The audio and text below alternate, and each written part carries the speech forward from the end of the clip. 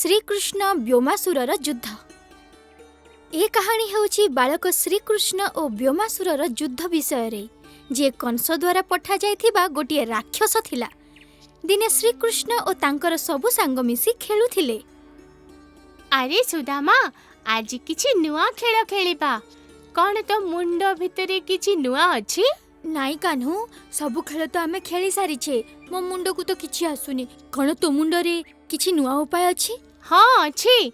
आज मो मुंड रे गोटे नुआ खेल अछि। आमे खेल खेलिबा गाईर। एइटा को खेल कान्हू?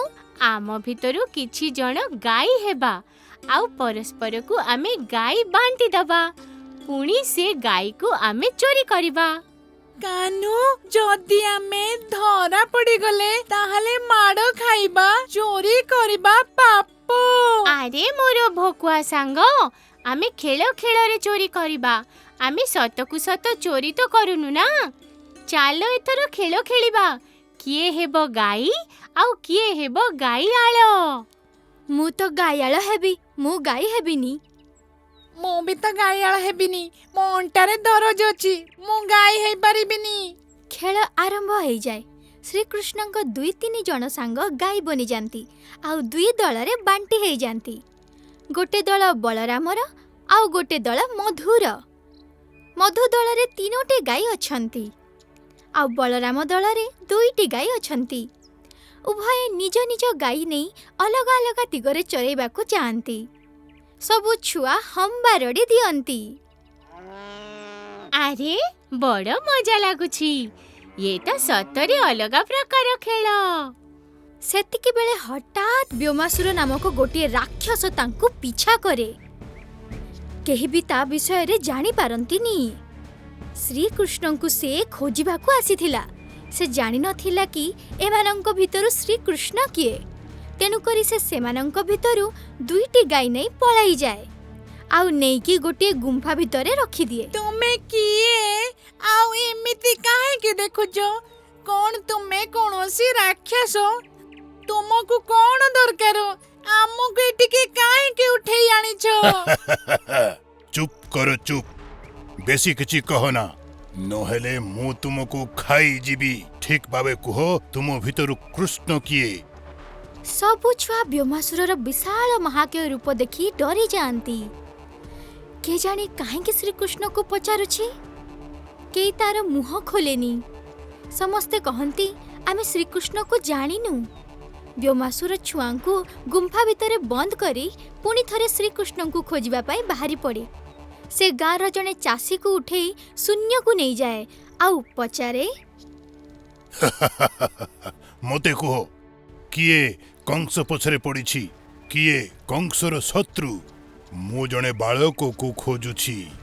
मते जणा अछि कि से बालक हेउछि कृष्ण, किंतु कृष्ण अछि कोउठी? मते तारो ठिकणा दरकार। नहेले मु तुम समस्तंको जीवनरु मारी देबी। ना मु सतर जानिनी कृष्ण कोउठी अछि। अरे मु तो ताकू चिन्हिनी भी। तोते तो जीवन पिता लागेलाणी की? बरं तमे मते मारी दिया, किंतु मु श्रीकृष्णकर ठिकाना देबिनी। हठात सेतिकी बेले व्योमासुरर दृष्टि अन्य छुआंको ऊपर पड़े। से कहे, लागुछि एमानंको भितरु केही तो कृष्ण होइथिबो। मते जणे जणे करी सबु छुआंको उठेइबाकू पड़िबो। तेबे जाई असल कृष्ण धरा पड़िबो। सेमानंको बंचैबाकू निश्चय आसीबो। व्योमासुर बंचिथिबा छुआंकु भी उठेई नहीं जाए। जो माने गाई हेइथिले से छुआ मानंकु उठाई से गुंफा को नहीं जाए। जेउठी आगरु दुई जण छुआ थिले से नहीं से मानंकु गुंफा रे बंद करी दिए आउ कहे, जे पर्यंत तुमे माने श्री कृष्ण रो ठिकाना देइन से पर्यंत तुमको एठी बंद रखिबी। एमिति कही से पुणी कृष्ण को खोजिबा पाई बाहरी जाए। आउ एपटे कृष्ण और बलरामंक मध्यरे जुक्ति तर्क हुए। देखो कृष्ण, मोर सबु गाई चोरी हेई सारिछि। एई मधु मोर सबु गाई चोरी नेइछि। एबे मो पाखरे गोटे भी गाई नहीं। कृष्ण, गाई तो मोर भी चोरी हेई सारिछि। किए कहार चोरी करिछि एहार निर्णय मु करिबी। कृष्ण सेमानंक न्याय करबाकू बसी जाती। बलराम और मधु भितरे जुक्ति तर्क बढ़ी जाए, କିନ୍ତୁ କୃଷ୍ଣ ସେତେବେଳେ ହଠାତ୍ କହନ୍ତି, ହଁ ହଁ ହଁ ଭାଇମାନେ, ଝଗଡ଼ା କରନି। ଆଗ ଏଇଆ ତ ଭାବ, ଯଦି ମଧୁ ବଳରାମଙ୍କ ଗାଈ ଚୋରି କରିଛି ଆଉ ବଳରାମ ମଧୁର ଗାଈ ଚୋରି କରିଛନ୍ତି, ତାହେଲେ ସବୁକୁ ସବୁ ଗାଈ ଗଲେ କୁଆଡ଼େ? ଆମ ସାଙ୍ଗମାନେ କୋଉଠି ଅଛନ୍ତି? କୁଆଡ଼େ ଦେଖାଯାଉନାହାନ୍ତି। ଠିକ୍ ସେତିକି ବେଳେ ହଠାତ୍ ବ୍ୟୋମାସୁର ରାକ୍ଷସ ଜଣେ ବ୍ରାହ୍ମଣ ରୂପ ଧରି କୃଷ୍ଣଙ୍କ ଆଗକୁ ଚାଲି ଆସେ। ବାଳକମାନେ, ତୁମେ କ'ଣ ତୁମ ସାଙ୍ଗମାନଙ୍କୁ ଖୋଜୁଛ? ଛୁଆମାନେ, ମତେ ଜଣାଅଛି ଜଣେ ରାକ୍ଷସ ସେମାନଙ୍କୁ ଗୁମ୍ଫାରେ ଲୁଚେଇ ରଖିଛି, କାରଣ ସେ ଜାଣିଛି ଯେ ନିଜ ସାଙ୍ଗମାନଙ୍କୁ ବଞ୍ଚାଇବା ପାଇଁ କୃଷ୍ଣ ନିଶ୍ଚୟ ଆସିବ। ଆଚ୍ଛା, ତାହେଲେ ଏଇ କଥା। ତାହେଲେ ତ ମୁଁ ମୋର ସାଙ୍ଗମାନଙ୍କୁ ବଞ୍ଚାଇବା ପାଇଁ ନିଶ୍ଚୟ ଯିବି। ବ୍ରହ୍ମାଣ୍ଡ ଦେବତା, ମୁଁ ହେଲି କୃଷ୍ଣ। କୃଷ୍ଣଙ୍କ ମୁହଁରୁ କୃଷ୍ଣ ନାମଟି ଶୁଣି ବ୍ରାହ୍ମଣ ତା ରୂପ ଛାଡ଼ି ବ୍ୟୋମାସୁର ରୂପକୁ ଫେରି ଆସେ। କିଏ ତୁମେ? ତୋ ବିଷୟରେ ଯାହା ଶୁଣିଥିଲି, ତୁ ବିଲକୁଲ ସେମିତି ନୁହେଁ। ତୁ ତ ବଡ଼ ମୂର୍ଖ ବାହାରିଲୁ। ମୁଁ ଜାଣିଥିଲି କି ତୁମ ଭିତରୁ କୃଷ୍ଣ କିଏ, ତେଣୁକରି ତୋର ସବୁ ସାଙ୍ଗକୁ ଉଠେଇ ନେଇଥିଲି ଆଉ ସେମାନଙ୍କୁ ବାନ୍ଧିକି ରଖିଲି, ଆଉ ସେମାନଙ୍କୁ ପାହାଡ଼ ଗୁମ୍ଫାରେ ଲୁଚେଇ ରଖିଛି। ଯଦି ତୁ ସେମାନଙ୍କୁ ବଞ୍ଚେଇବାକୁ ଚାହୁଁଛୁ କୃଷ୍ଣ, ତାହେଲେ ତୋତେ ମୋ ସହିତ ଯୁଦ୍ଧ କରିବାକୁ ପଡ଼ିବ। ବ୍ୟୋମାସୁରର ବିଶାଳ ମହାକାୟ ରୂପ ଦେଖି ସବୁ ସାଙ୍ଗ ପଳାଇ ଯାଆନ୍ତି। କୃଷ୍ଣ ଏକୁଟିଆ ତା ଆଗରେ ଠିଆ ହୋଇ ରହନ୍ତି। ଛାଡ଼ି ଦିଅ ମୋ ସାଙ୍ଗମାନଙ୍କୁ। କ'ଣ କ୍ଷତି କରିଛନ୍ତି ସେମାନେ ତୁମର? ଆଉ ତୁମେ ମତେ କାହିଁକି ମାରିବାକୁ ଚାହୁଁଛ? ସାକ୍ଷାତ କଂସ ମହାରାଜ ମୋତେ ତୋର ବଧ କରିବାକୁ ପଠେଇଛନ୍ତି। ମୁଁ ତ ଭାବୁଥିଲି କେହି ମହାବିଶାଳ ମହାବଳୀ ହୋଇଥିବ, କିନ୍ତୁ ତୁ ତ କୁନି ଛୁଆଟିଏ ବାହାରିଲୁ। ମୁଁ ତ ଏମିତି ମାରିଦେବି ତୋତେ। ଆଚ୍ଛା, ଏଇ କଥା। ମୁଁ ପ୍ରସ୍ତୁତ ଅଛି ତୁମ ସହିତ ଯୁଦ୍ଧ କରିବା ପାଇଁ।